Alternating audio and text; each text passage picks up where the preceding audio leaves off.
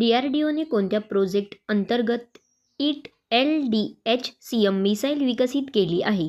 DRDOने project Vishnu project अंतर्गत it LDH-CM missile विकसित केली आहे.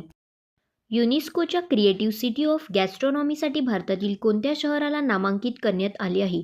युनेस्कोच्या क्रिएटिव्ह सिटी ऑफ गॅस्ट्रॉनॉमीसाठी भारतातील लखनौ शहराला नामांकित करण्यात आले आहे.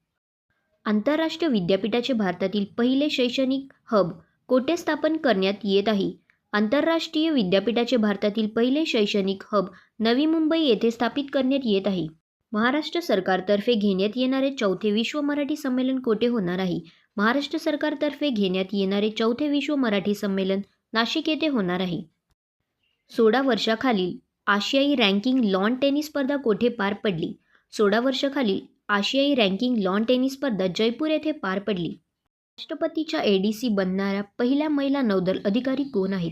राष्ट्रपतीच्या ADC बनणाऱ्या पहिल्या महिला नौदल अधिकारी यशस्वी सोडकी आहेत.